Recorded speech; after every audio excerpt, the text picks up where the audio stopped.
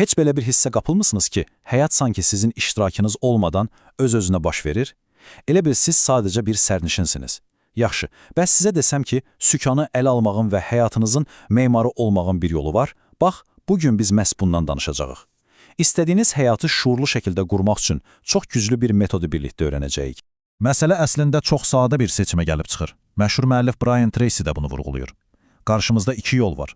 Ya həyatımızı bir memar kimi özümüz dizayn edirik, ya da sadəcə axına qoşulub gedirik. Siz hansı olmaq istəyirsiniz? Memar yoxsa sərnişin? Gəlin etiraf edək ki, çoxumuz heç fərqində olmadan ikinci yolu seçirik. Yəni, axınla gedirik. Gündəlik vərdişlər, qayğılar bizi hara aparırsa, orada gedirik. Amma narahat olmayın, bugün mən sizə dizayn yolunu seçməyə kömək edəcək, çox sadə, amma inanılmaz dərəcədə təsirli bir vasitə göstərəcəm. Yaxşı, bəs nədir bu güclü vasitə? Adı belədir, ideallaşdırma. Bu sözü yaxşı yadda saxlayın. Çünki bu, həyatınızda tam bir aydınlıq yaratmaq üçün sizin əsas açarınız ola bilər. İdeallaşdırma əslində nə deməkdir? Gəlin açıqlayım. Təsəvvür edin ki, bir anlıq ağlınızdakı bütün o, amma, kaş ki, mümkün deyil kimi fikirləri bir qutuya qoyub kilidləyirsiniz. Bu, sadəcə olaraq özünüzə heç bir sərhəd qoymadan, limitsiz şəkildə xəyal qurmağa icazə vermək sənətidir. Yaxşı, bəs bu qədər sərbəst düşünməyi necə bacaraq? Axı beynimiz dərhal məhdudiyyətləri yada salır. Bax, bunun üçün çox sadə bir alətimiz var. Təsəvvürümüzdəki sehirli çubuq. Bu, sanki beynimizə kiçik bir oyun oynatmaq kimidir. Bu çubuqla bütün şübhələri və maniyələri bir anlıq yox edirik. İndi nə edirik? Gəlin o sehirli çubuğu təsəvvürümüzdə əlimizə alaq və onu həyatımızın 4 ən vacib sahəsinə toxunduraq. Başlamağa hazırsınız? Başlayaq iş və karyeramızdan. Bir anlıq bütün diqqətinizi bura cəmləyin. O sehirli çubuğu əlinizə aldığınızı düşünün və iş həyatınızın üzərində yavaşca gəzdirin. Və budur, hər şey bir anda mükəmməl oldu. İndi özünüzdən soruşun, sizin ideal işiniz nə olardı? Hər səhər həvəslə yuxudan uyandığınız iş. Kimlərlə birlikdə çalışardınız? Həftədə neçə saat işləmək sizi yormaz, əksinə enerji verərdi. Və ən əsası, gəliriniz dəqiq nə qədər olardı? Unutmayın, heç bir limit yoxdur, heç bir bu mümkün deyil fikri yoxdur. Sadəcə ideal vəziyyət.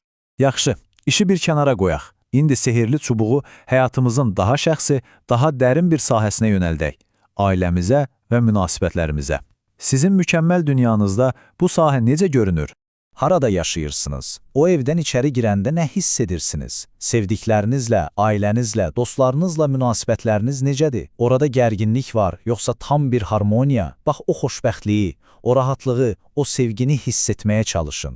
Bütün bu gözəl şeyləri yaşamaq üçün bizə nə lazımdır? Əlbəttə ki, enerji və güc, yəni sağlamlıq. Deməli, indi o sehirli çubuğu öz bədənimizə, sağlamlığımıza doğru çeviririk. Düşünün bir, sağlamlığınız mükəmməldir, yəni tamamilə, 100%.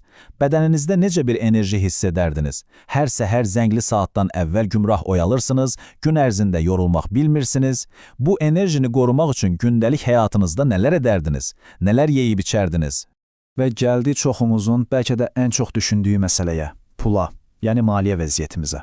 Amma bir anlıq bütün o kaşkiləri, borcları, qayğıları unudun. Unutmayın, əlinizdə hələ də o sehirli çubuq var və o sizə limitsiz düşünməyə imkan verir.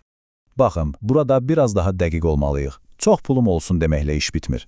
Beynimiz bilirsiniz, konkret rəqəmləri, konkret hədəfləri sevir. Ona görə də sual belədir. Bank hesabınızda dəqiq nə qədər pul var? Aylıq, stabil gəliriniz nə qədərdir? Rəqəmləri zehninizdə canlandırın. Əla, indi hər şey çox gözəl səslənir, elə deyilmi?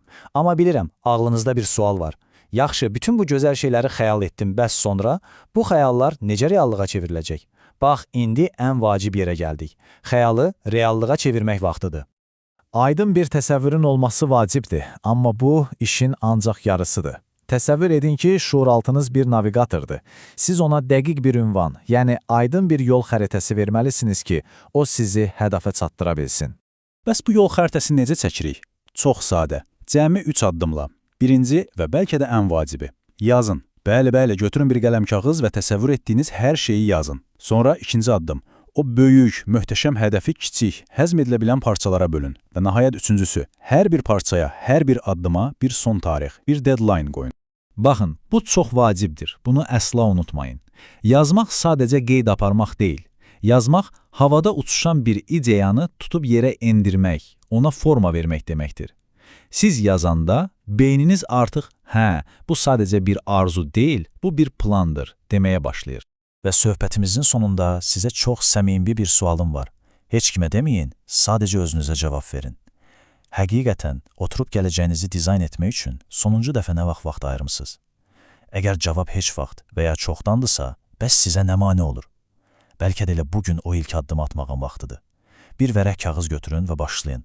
Çünki bugün aydın şəkildə yazılanlar sabah sizin reallığınız ola bilər.